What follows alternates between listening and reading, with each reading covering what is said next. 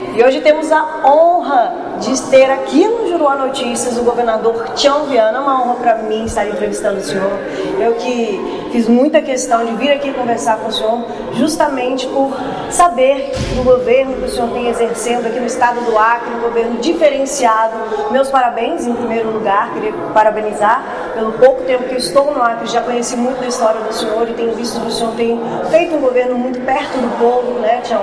Então eu queria, em primeiro lugar, desejar umas boas-vindas ao Juruá Notícias. Prazer enorme estar aqui com você, Kécia, no Juruá Notícias e falando do Juruá, do Acre, do futuro, né? Você já chega trazendo muita simpatia, muito acolhimento, isso é maravilhoso. Que bom poder ter o jornalismo leve, o jornalismo que conta a vida da comunidade e os fatos da política, é claro, tem que estar juntos. É um prazer estar aqui. O Vale do Juruá, o que representa para ti?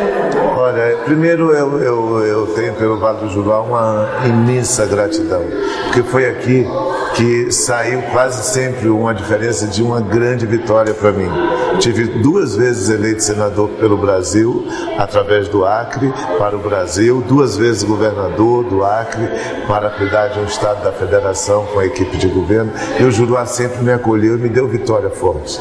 E isso me faz ser o governador que mais vezes veio ao Juruá em toda a história. Claro, o rei Cameli morava aqui, mas quando você olha os municípios do Juruá, ninguém andou tanto quanto eu, ninguém trouxe tanto. Eu fiz mais de 800 viagens aos municípios do Acre, porque eu acho que estando perto das pessoas, ouvindo, a capacidade de ouvir, aquela ideia, quem melhor conhece a aldeia são os aldeões. Então eu sempre procurei ouvir, aprender e fazer a partir de princípios técnicos, mas com capacidade dessa dinâmica. O fato é que o Acre tem avançado muito. Você vê, o estado do Rio de Janeiro não pagou o salário de abril. O poderoso estado do Rio de Janeiro não pagou ainda o 13º de dezembro passado. O Rio Grande do Sul nem se fala das dificuldades, Minas Gerais e outros estados. Então, aqui nós estamos falando em desenvolvimento, em oportunidade de futuro, em prosperidade, em fortalecimento comunitário.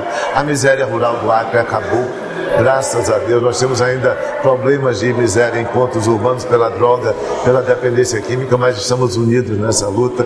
Indicadores que avançam, o Acre cresce mais de 4% ao ano. O Acre vai ser o primeiro estado do Brasil a no próximo ano proclamar o fim do analfabetismo de maiores de 15 anos. Nunca houve no nosso país. Nós estamos caminhando para a industrialização, tem novas metas de agroindustrialização do Juruá. Então eu estou muito otimista quanto ao futuro. Enquanto o Brasil fica de cabeça baixa no meio da mais grave crise econômica, que o setor industrial reduziu 16,5%, o setor da construção civil equivalente, a economia contraiu 8,5%, né, nesse período de crise, o que nunca tinha acontecido na história do Brasil.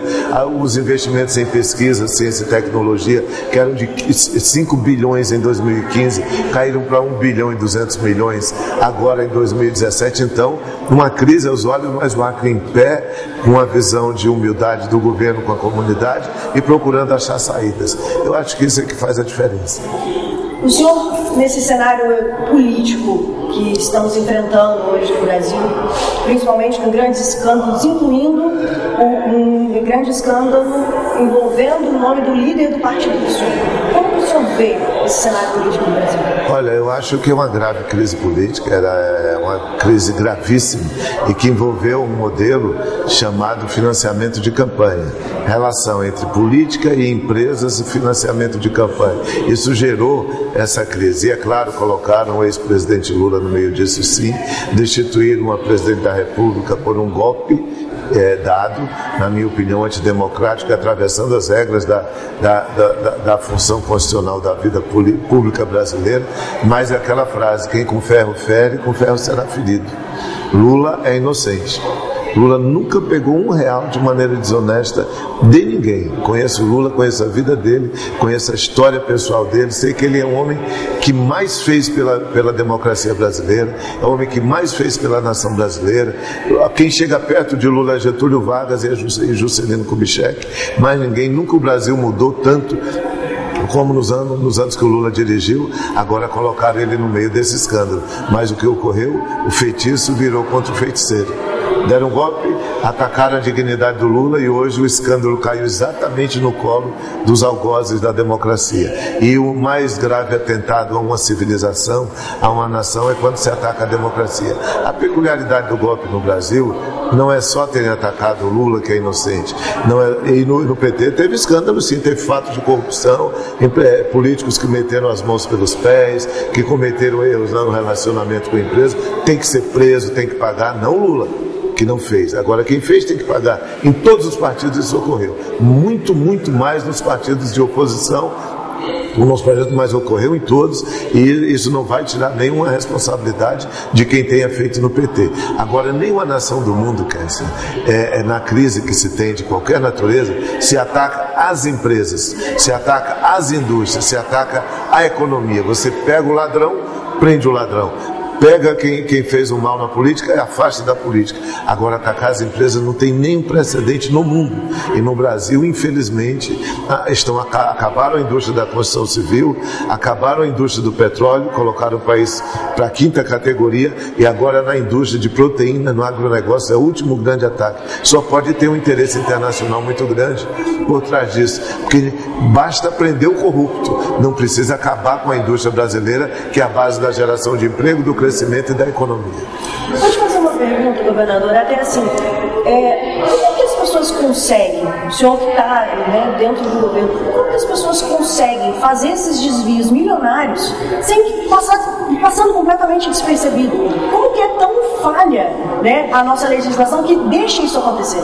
Eu acho que nós tínhamos que ter um processo judicial completamente diferente. Você imagina, se uma pessoa se apropriou de um bem público, ela tinha que ter um arrestamento de todos os seus bens pela justiça. Se um dia ela provar a inocência, que seja devolvida a ela o que ela tinha. É assim que a justiça americana faz contra o narcotráfico. Se tem um narcotraficante que é preso, a justiça toma todos os bens dele já em primeira instância, na última instância, provada a inocência, devolve. Não provada, aquilo ficou para o Estado, ficou devolvido. Eu penso que a sensação de impunidade é que leva a isso. Agora, não se iluda. Corrupção junto com dinheiro público, junto com dinheiro empresarial, existe em todos os países do mundo. Quando você olha da Alemanha, quando você olha a política americana, quando você olha a política portuguesa, quando você olha da Espanha, da Itália, da França, escândalos para todo lado. O que não pode ter é a sensação de impunidade, ou seja, todos têm que saber que roubou, vai pagar exemplarmente. Por mim, seria prisão perpétua para o ladrão do dinheiro público. Eu acho que seria um caminho justo. Agora nós temos que diferenciar um pouco o que é essa relação que se causou do espetáculo no Brasil de justiceiros. Porque quando se tinha um processo eleitoral em que todos tinham o direito, nas regras normais, de chegar numa empresa, pedir o dinheiro, fazer sua campanha, isso foi uma regra da democracia brasileira. Aí da noite para o dia se disse, não, isso não pode fazer, isso é crime. Aí criou um processo de contaminação amplo, geral e quase irrestrito. Isso não devia ter sido feito assim. Tinha que ter criado regras respeitando os escândalos, punindo os ladrões, mas respeitando o que foi a possibilidade de fazer justiça de fato. Roubou, se pegou dinheiro de empresa para um bem pessoal, que não foi apenas para um processo eleitoral, que pague exemplarmente. Eu acho que essa devia ser a regra. Então, nunca preservar o bandido, nunca preservar aquele que se apropriou do dinheiro público. Agora, uma regra de um processo democrático eleitoral que é em qualquer país do mundo, essa tinha que ter sido tratada de outra maneira. O fim da impunidade e a aplicação de uma medida penal para quem não cumprisse daqui por diante o modelo. Em falar em criminalidade, a gente tem visto uma crescente muito grande de guerra de facções, incluindo indo até as escolas, onde é um ambiente que a gente imagina que os filhos estariam seguros, mas a criminalidade chegou até lá. Como o governo do Estado olha para esse assunto? Olha, Kézia, é um problema do Brasil, é um problema do mundo, e quem está por trás disso é o narcotráfico. Agora, no Acre, nós temos um dos estados menos violentos do Brasil. Quando você olha e diz, não, está muito violento no Acre, aí você vai aqui em Mâncio Lima e diz quantas pessoas foram assassinadas nos últimos 6 meses na violência de Mâncio Lima. Nenhuma. mas a sensação é que é um lugar muito violento. Quando você vai em outro município, você vê. Aqui em Cruzeiro tem nichos de facções, em Rio Branco tem, mas as facções surgiram em 93 no Brasil, no PCC, em São Paulo, foi a primeira, depois 96 no Rio de Janeiro, o Comando Vermelho. Ali a Colômbia era o grande país narcotraficante, os americanos investiram $1 trilhão para combater o narcotráfico na Colômbia. O Brasil nunca gastou $2 bilhões, estou falando de $1 trilhão na Colômbia, para combater o narcotráfico. A pressão fez com que a droga se localizasse no Peru e Bolívia, fronteiras diretas com o Brasil e com a Amazônia. O narcotráfico pressiona a Amazônia. Nós tínhamos 0 de facção até 93, quando surgiu a primeira. Hoje temos 27 grandes facções, todos os estados estão contaminados e o Acre luta bravamente. Nós reduzimos, nos últimos 4 meses, os homicídios no Acre, e estamos reduzindo os assaltos. Agora, há uma sensação muito forte de insegurança, porque a grande mídia brasileira mostra violência todos os dias. Você vê a Cracolândia em São Paulo, você vê o Distrito Federal como está, você vê o Rio de Janeiro como está, quase ingovernável já para a violência. E isso nos afeta também. Agora, eu tenho dito ao ministro da Justiça, ao presidente da República, ou o Brasil acorda e entende que a maior ameaça para o nosso futuro, para as futuras gerações, é o narcotráfico, ou nós nos preparamos para um combate exemplar ao narcotráfico, ou essa busca de domínio territorial do narcotraficante na Amazônia vai ser uma grande tragédia. Imagine, os americanos gastaram para afastar a força do narcotráfico na Colômbia, porque ia a droga para os Estados Unidos, $1 trilhão. O Brasil hoje é a rota do narcotráfico do Peru e da Bolívia para abastecer a Ásia, para abastecer o Oriente Médio e parte da Europa. E a Amazônia é o lugar mais pressionado. O Acre, só aqui no Juruá, são 7 rios de que o narcotráfico ameaça, tentando passar droga por aqui, e nossas polícias lutam bravamente. Agora eu queria perguntar para o senhor, voltando um pouco para o lado do governo e tudo mais, se o senhor não pode se candidatar mais, eu queria saber se tem um nome a preferido, já que já saiu a lista, né, dos pré-candidatos. Nós temos um ambiente de democracia muito viva dentro da Frente Popular. É um projeto que se renova muito. Você vê, eu estou saindo da política. No próximo ano eu vou entregar um mandato, se Deus quiser, com toda a honra, com toda a humildade, entregando um Acre muito melhor.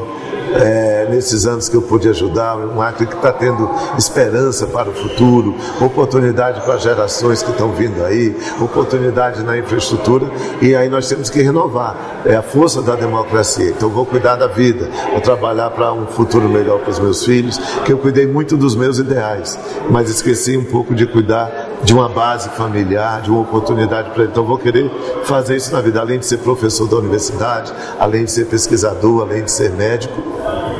Eu vou fazer esse esforço familiar por uma vida feliz, no meu canto fora da política. Agora tem 4 pré-candidatos até agora. O Daniel Zen, que é o líder do governo, um ex-secretário de Cultura e Educação, tem o Emilson, secretário de Segurança, um jovem delegado também carreira de Estado, a Nazaré, procuradora de Estado, que o pai dela nasceu aqui no bairro da Baixa, em Cruzeiro do Sul, foi governador do Acre, José Augusto Araújo, minha vice-governadora, e tem o Marcos Alexandre, prefeito de Rio Branco, com a aprovação máxima de sua gestão. Então, com democracia, com um lindo debate sobre o que cada um vai poder fazer melhor pelo futuro do Acre, a militância, as bases partidárias democráticas vão dizer, olha, o melhor para o Acre é esse nome aqui, que representa a nova geração política. Romero diz que quando uma geração floresce, a outra decresce. Eu sou feliz em estar fazendo parte de uma geração que está sendo substituída por outra na política. E o nome? Não tem nenhum? 4. Dos 4 sairá um. Não tem nenhum ainda. Por enquanto não. Vamos deixar a democracia interna, o debate interno. Nem o favoritismo por partido, nada. Não, nada. Da minha parte é uma relação aberta.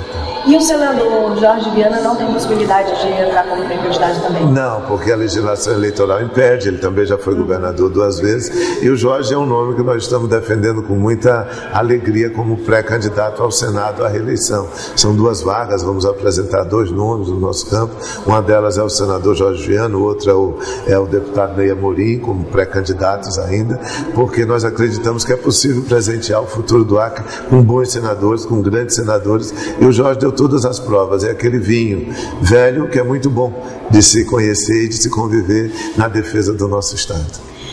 As considerações finais, governadora, eu queria que o senhor falasse para a gente o que ainda pretende fazer, né, nesse 1 ano e meio que ainda tem pela frente, e também, de uma certa forma, fazer e dar um alô para o pessoal do Juruá, falar o que o senhor quiser. Estamos agora ouvindo mais ainda atentamente o senhor. Olha, Kessia, muito obrigado por sua leveza, por sua alegria de fazer parte desse ambiente do Acre. Eu quero dizer obrigado. Nós temos um governo que está vivo. Eu estou me sentindo como se estivesse no primeiro dia de governo ainda, em 2011, porque é muito trabalho, intenso trabalho, com alegria no coração.